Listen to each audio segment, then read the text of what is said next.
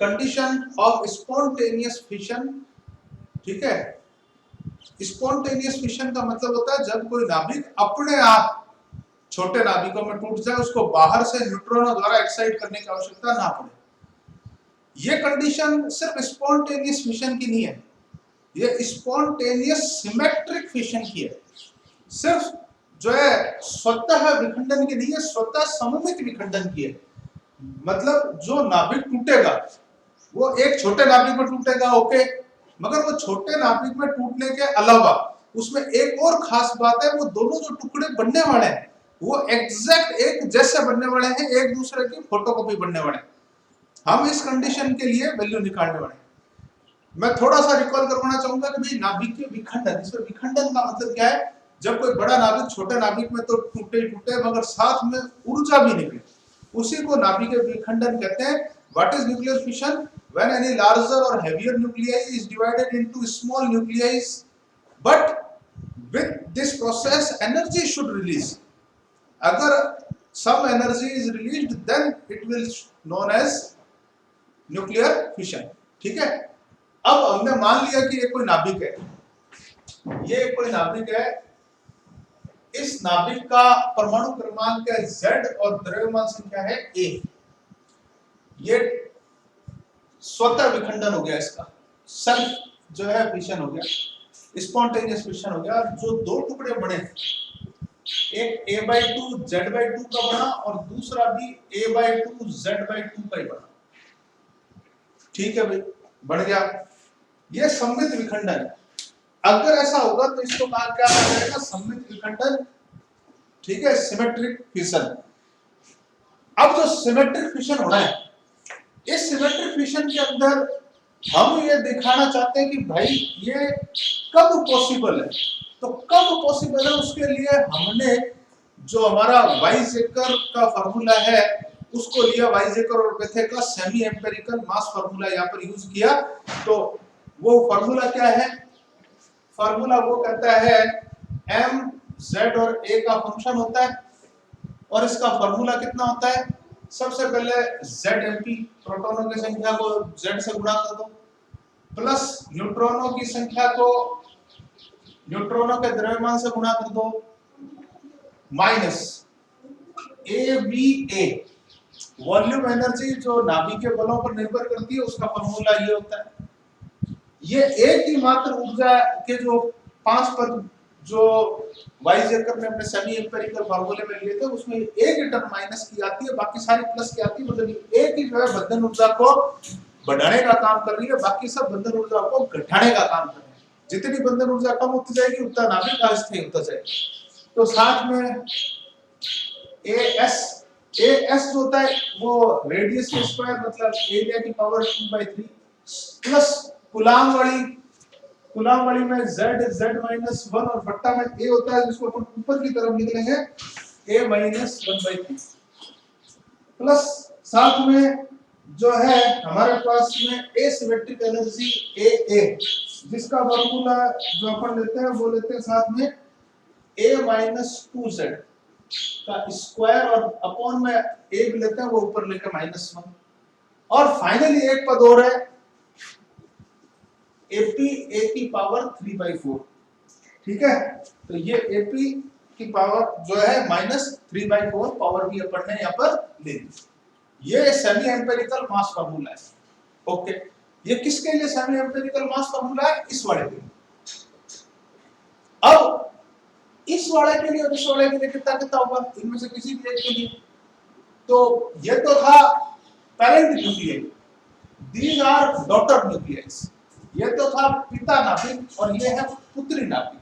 तो ये जो पुत्री नाभिक, दो ट्विंस इसके पुत्रियां पैदा हुई है, उनके लिए इसका फार्मूला कितना हो जाएगा? तो ये हमारे पास में आएगा mZ/2 A/2, ठीक है। ये इसका मास आएगा, कितना आएगा? जहां A है वहां A/2 कर दो, जहां Z है वहां Z/2 कर दो। तो क्या फार्मूला बनता है देखिए, Z/2 MP plus half A minus Z, दोनों का बट्टा में 2 था, कॉमन लेकर के बाहर ही लिख दिया अपन ने। AB A/2 AS a की पावर 2/3 के बट्टा में भी 2/3, 2 की पावर जो है वो 2/3। नेक्स्ट यहां थोड़ा ध्यान से देखें, यहां क्या हो रहा है, AC/4 दो जो इनके बीच में आएंगे उनके कारण जब ये बन गया z-2, जो अंदर वाला बाई 2 है उसका जब एलसीएम लिया जाएगा तो वो बाहर जब मैंने लिया तो 4 बनाने के लिए उसका एलसीएम से यहाँ पे 2 हो जाएगा।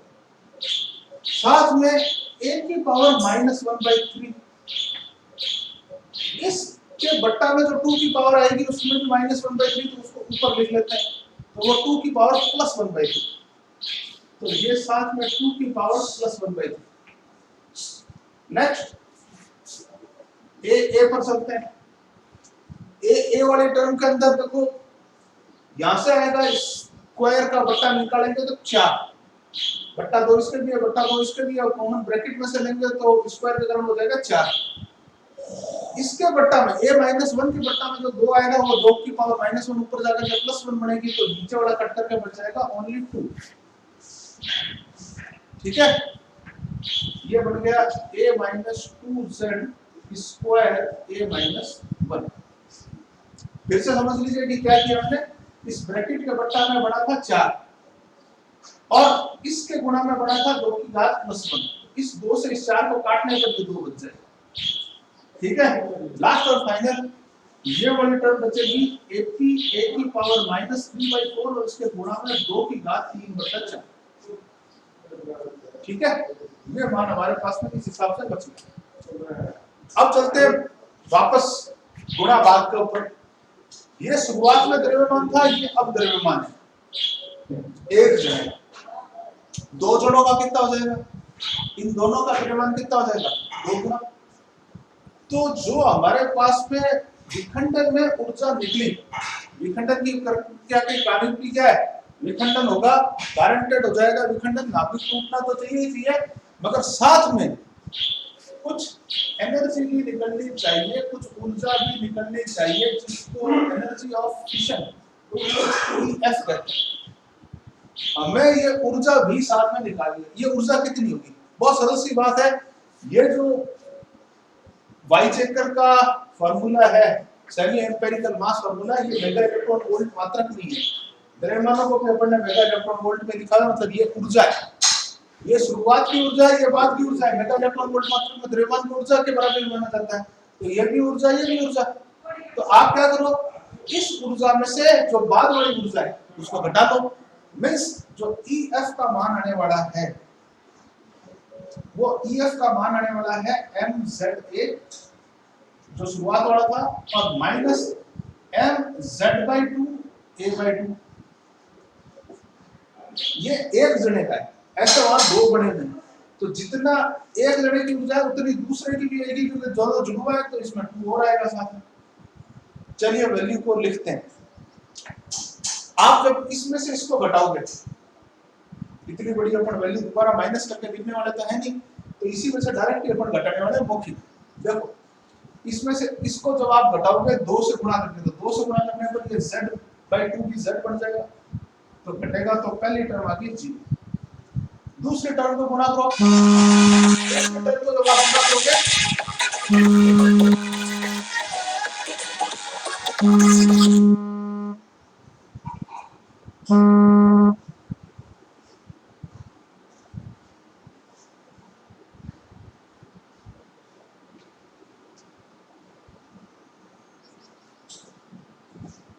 एक मिनट में मेरे पास में जो है आपके साथी स्टूडेंट्स का कॉल आ रहा था, वो बीच में जो है ज्वाइन होने से रह गए थे, तो शायद तक आज उनका कोई भी साथी अटेंड नहीं कर पाया, तो उन्होंने फिर फाइनली कॉल करने का फैसला किया, तो वो कॉल कर रहे थे।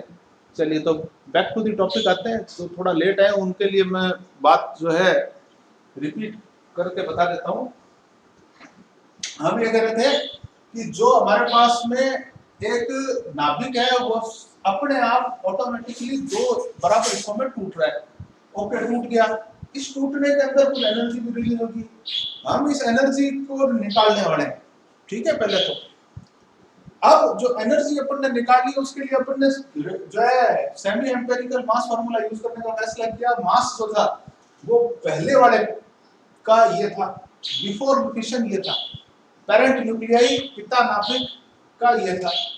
नेक्स्ट, अब जो हमारे पास में पुत्रियां बड़ी, दो ट्विंस जुड़वा, उनका जो बराबर बराबर द्रव्यमान की बड़ी, उनका अपन ने क्या किया, मास फिर सेमी एम्पिरिकल मास फार्मूला से निकला, जहां बाई टू रख करके अपन ने कॉमा लेकर के ये लाइन थी। अब अपन क्या कर रहे हैं, जो ऊर्जा होगी वो क्या होगी, इन तीनों का जोड़ इसके बराबर होना चाहिए।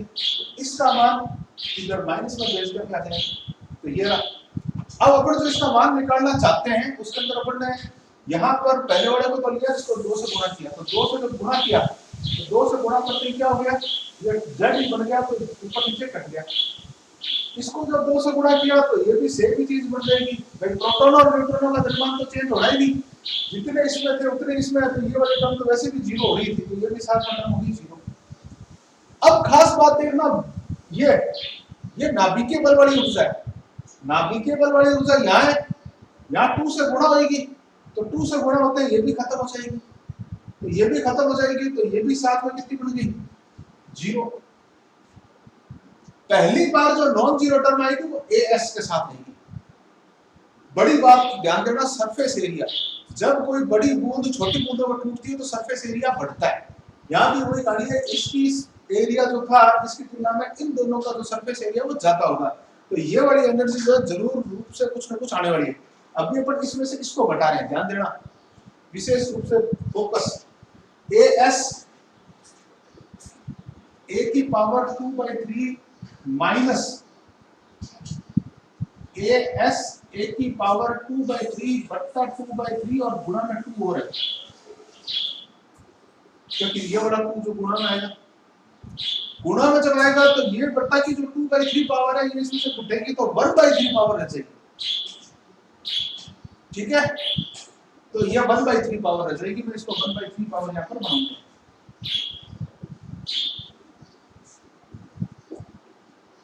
नेक्स्ट, अगले टर्म पर चलते हैं, ये वाली टर्म, इसमें जरूर कुछ ना कुछ बचेगा, क्या क्या बचेगा देखिए, यहाँ 2 से गुणा करने पर 4 कट जाएगा, मगर बाकी चीज a/2 बचेगी, तो वो वैल्यू भी बचेगी, ac z -1 a की पावर -1/3 बचा, साथ में ac/2 बचा, 4 का 2 कैसे किया ये आपको समझ में आना चाहिए, z -2 a की पावर -1/2 की पावर 1/3 हो रहा है।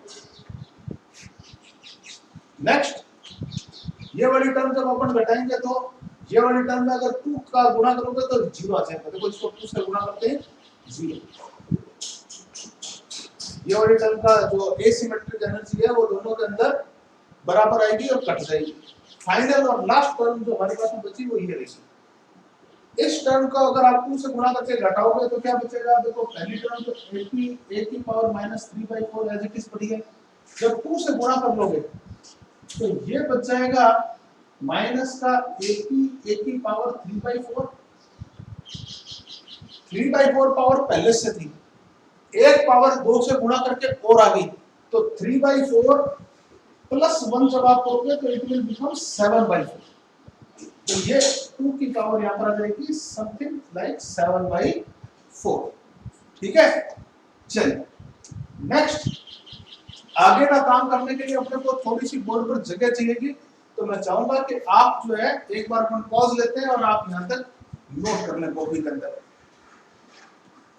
लिखेंगे आप पहले कॉपी के अंदर 2 लाइनें, माना एक भारी नाभिक की द्रव्यमान संख्या a व परमाणु क्रमांक z है, late we have a heavier nuclei of mass number a and atomic number z, यह 2 सममित भागों में विखंडित होता है, it is fissioned in 2 symmetric parts, इस विखंडन में मुक्त ऊर्जा EF है, इस विखंडन में मुक्त ऊर्जा EF है। Energy released in this fission is EF। Paragraph change, last line, Weizsacker व बेथे के सामी अनुभाविक द्रव्यमान सूत्र से, according to Weizsacker and Bethe's semi empirical mass formula, Weizsacker व बेथे के सामी अनुभाविक द्रव्यमान सूत्र से, according to Weizsacker and Bethe's semi empirical mass formula. ये आपके सामने, आप यहां तक नोट करें ताकि अपने पास जगह बने तो अपन ऊपर की तरफ बाकी काम कर सके। तो अब आगे जो जो जीरो उनको तो भूल जाओ, उनका तो कोई लफड़ा अपने पास में पालना नहीं अपना। कौन कौन बच गया उसको देखो, कौन कौन बच गया अपने पास में। ये बचा सबसे पहले, तो ये बचा, तो इसमें और इसमें कुछ कॉमन आ रहा है, वो कॉमन लेकर के लिखते हैं। तो EF का मान आ जाएगा हमारा AS A की पावर 1/3, A की पावर 2/3, साथ में इधर बच गया 1 और इधर बच गया 2 की पावर 1/3। जब भी अपन आगे मान निकालेंगे इसका ये याद रखना, this value is more than 1। 2 की पावर चाहे कुछ भी हो, रूट के अंदर या कुछ के अंदर, जब तक वो पावर प्लस की है तब तक उसका मान 1 से ज्यादा ही आने वाला है, ये याद रखना। तो जो हमारे पास में घात चाहे 1/3 हो, घात प्लस की है इसलिए इसका मान 1 से बड़ा आना है, मतलब इस ब्रैकेट का मान माइनस का आना है। एग्जैक्टली अगर आप देखोगे तो 2 की पावर 1/3 होती है और नियर अबाउट 1.37 के लगभग होती है, ठीक है। तो इसका मान माइनस का 0.37 के लगभग आएगा। ओके, चलिए नेक्स्ट अगले पॉइंट पर चलते हैं। इन दोनों पॉइंट्स में ध्यान रखना कि जो Z है हमारा, वो Z गारंटेड बड़ा नंबर ले रहे हैं, भारी नाभिक ले रहे हैं, तो 1 और 2 जो संख्या है उनकी तुलना में तो बड़ा ही बड़ा है। तो ये 1 और 2 जो इसके अंदर ब्रैकेट में उसको नगण्य मानते हैं। अब जो बचा हुआ काम है उसको लिखते हैं। तो ये बन जाएगा AC और Z स्क्वायर, ये भी बन जाएगा AC और Z स्क्वायर। तो ये कॉमन ले लेते हैं, बचा हुआ मान लिख लेते हैं। तो ये बन जाएगा प्लस का AC Z स्क्वायर A की पावर -1/3, ये कॉमन ले रहा हूं मैं, AC Z स्क्वायर और -1/3। नेक्स्ट, अब यहां क्या बचा, यहां तो पूरा ही कॉमन ले लिया अपन ने, तो यहां तो बचा ओनली 1। यहां क्या बचा, देखो यहां बट्टा में 2 भी बचा है और ऊपर 2 की पावर 1/3 भी बची, तो माइनस का 2 की पावर 1/3/2 ये इसके अंदर बचा है। नेक्स्ट, ये टर्म तो पहले से 0 थी, साथ में ये एक टर्म और बची हुई, इसमें ये AP की पावर कॉमन आ रही है, तो ये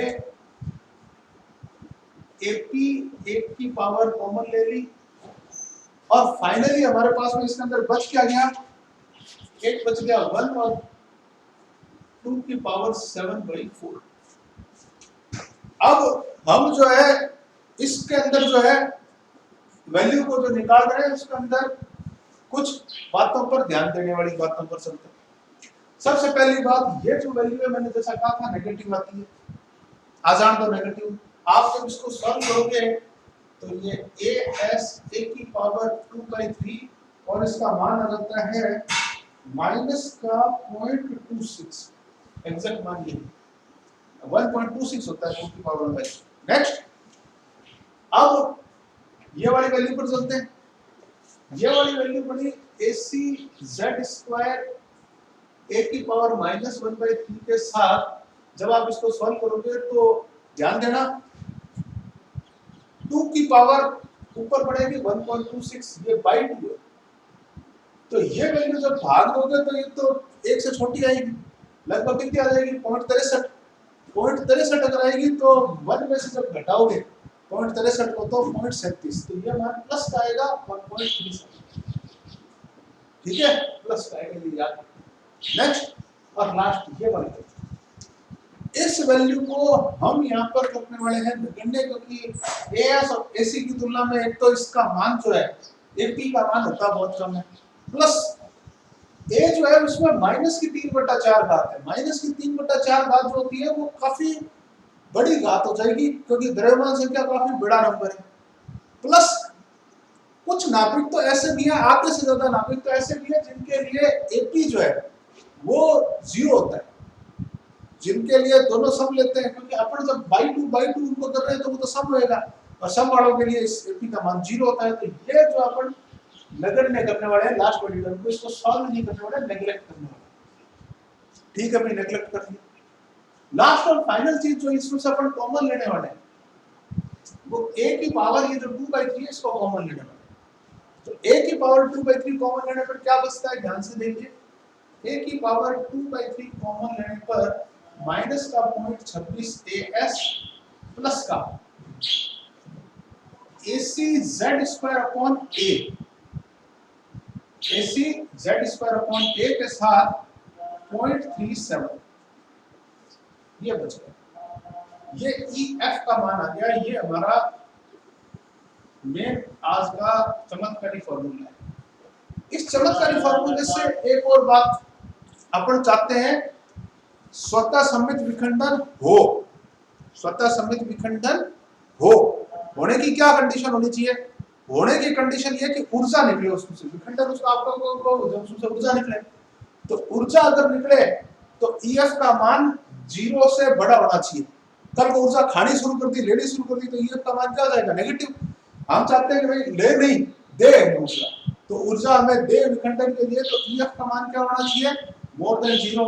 तो स्वतः विखंडन के लिए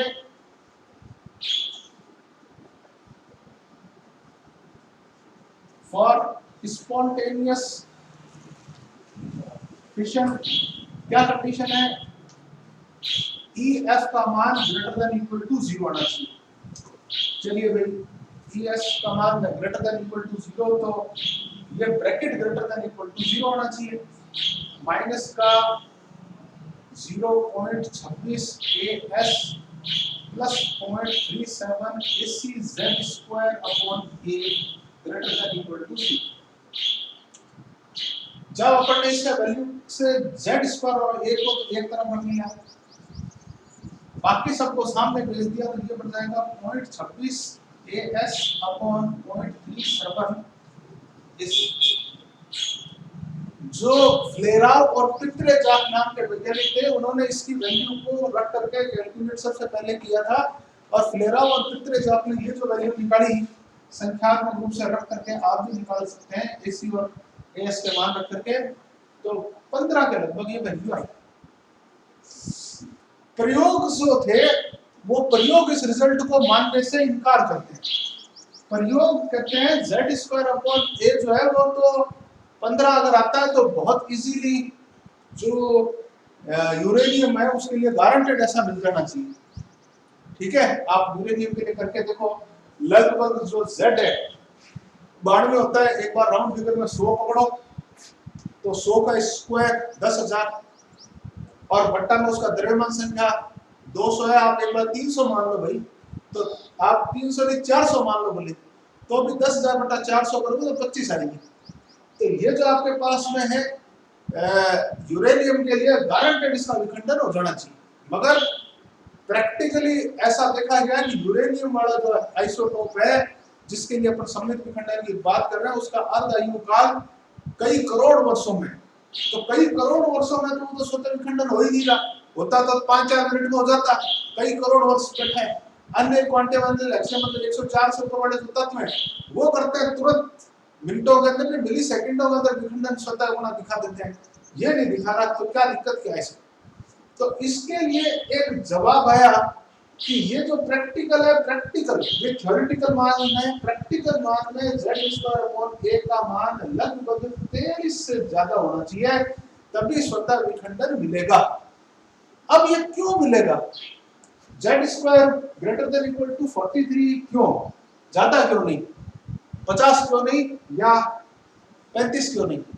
इसका जवाब जो है वो फ्लेयरल और पितरेजोव ने एक कल्पना से दिया जिसका नाम था विभव रोधिका। उसकी बात अभी अपन बाद में करेंगे, पहले आप इतना नोट करेंगे।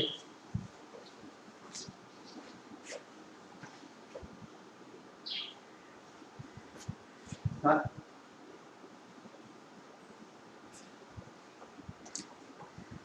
आप थोड़ा सा जो ना पहले बोलते तो हमें बेटर। उपरोक्त सूत्र से z स्क्वायर अपॉन a का मान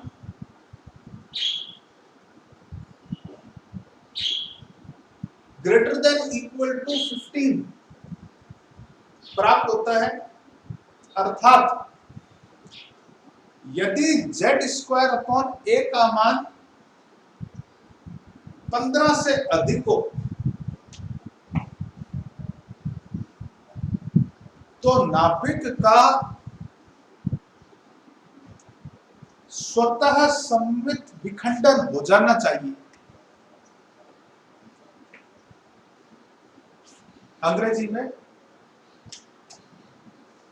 according to above formula, if z square upon a is more than 15, then we can observe the self-symmetric spontaneous fission. Self-symmetric spontaneous fission of the nucleus. परंतु प्रायोगिक रूप से स्वतः सममित विखंडन के लिए z स्क्वायर अपॉन a का मान 43 या अधिक होना चाहिए। But practically for spontaneous symmetric fission,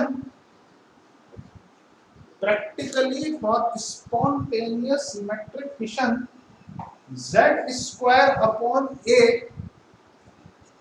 should be more than equal to 43. इसे समझाने के लिए विभव रोधिका की परिकल्पना दी गई। To explain this, concept of potential barrier was given,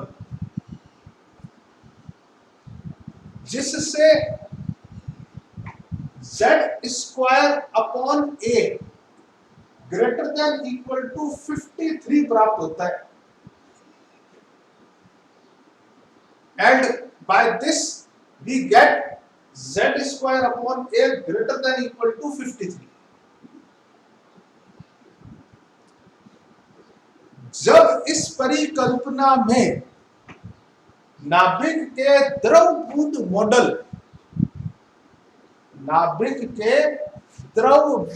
model एवं कंपनों को शामिल किया जाता है तो z square upon a greater than equal to 44 प्राप्त होता है। When liquid drop model and vibrations are combined in it, then we get z square upon a greater than equal to 44.